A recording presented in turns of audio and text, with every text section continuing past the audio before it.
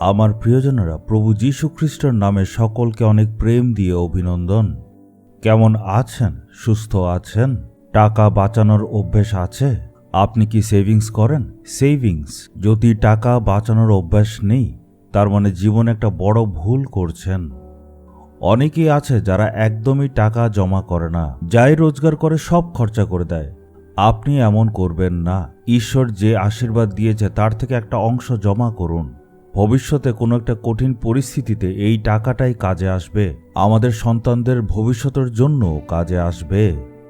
একবার একজন ব্যক্তি আমার কাছে তার মেয়ের বিয়ের জন্য সাহায্য চাইছিল।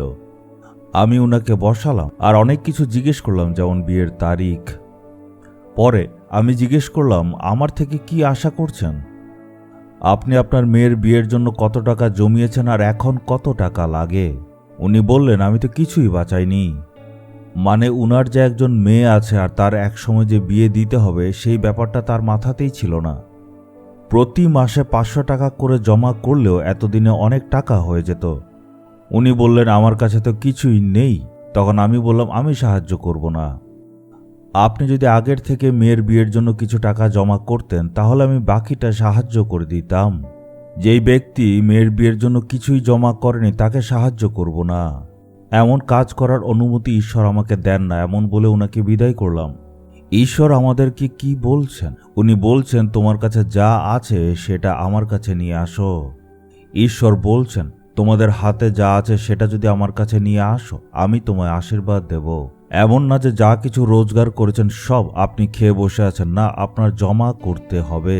অনেকে জমির উপর ধন সঞ্চয় করে, অনেকে আবার এই জিনিসটা বেশি করে, একটার পর একটা ঘর তৈরি করে, কয়েকদিন পর পর জমি কিনে অনেকগুলি সোনা গয়না কিনতে থাকে।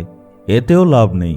আবার যারা দরিদ্র, তাদেরও খুব প্রয়োজন যাতে ভবিষ্যতের জন্য তারা টাকা জমা করতে থাকে। প্রভু বলছেন, নিজেদের জন্য স্বর্গে ধন সঞ্চয় করো। মথি 6:20 এটা বলেছেন, নিজেদের জন্য স্বর্গে ধন সঞ্চয় করো। স্বর্গে একটা ব্যাংক আছে, সেখানে যদি আপনি জমা করেন, চোর চুরি করবে না আর কোনো লোকসান হবে না। আপনি ভাবছেন, যেই ধন স্বর্গে সঞ্চয় করছি সেটা লাগলে নিতে পারবো, কিভাবে সেখানে ধন সঞ্চয় করব? প্রভু এবং তার সুসমাচারের জন্য দান করবেন না? এটাই হচ্ছে স্বর্গে সঞ্চয় করা। পৌল ফিলিপিও 4 অধ্যায়ে এই ব্যাপারে কথা বলে।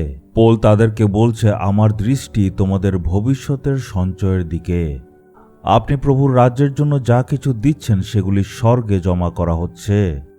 একইভাবে প্রেরিত 10 অধ্যায়ে আমরা কর্নেলিয়াস নামে একজন ব্যক্তির ব্যাপারে পড়ি। সে গরিবদেরকে অনেক দান করত। সে লোভী আর স্বার্থপর ছিল না যে সব টাকা নিজের জন্য রেখে দেবে, কিন্তু যতটুকু পারত গরিবদেরকে দিত।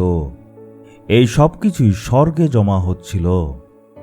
নিঃস্বার্থভাবে টাকা দান করার জন্য তার ধন স্বর্গে বেড়ে চলছিল।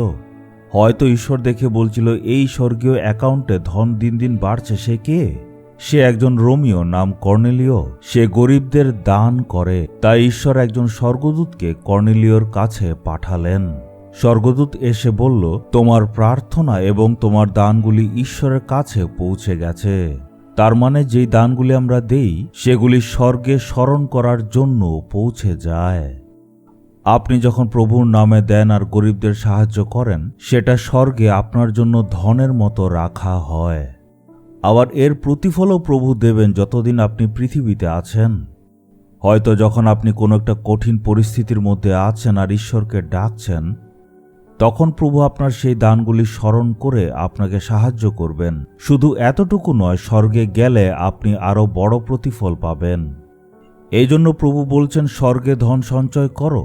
আপনি কি স্বর্গে ধন সঞ্চয় করেছেন?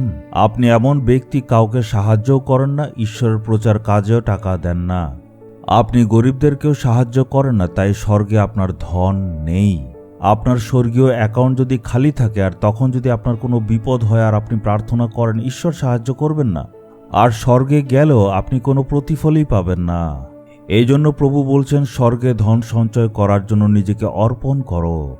আজকে দৃঢ় সংকল্প নিয়ে বলুন, প্রভু, আমি স্বর্গে ধন সঞ্চয় করতে চাই।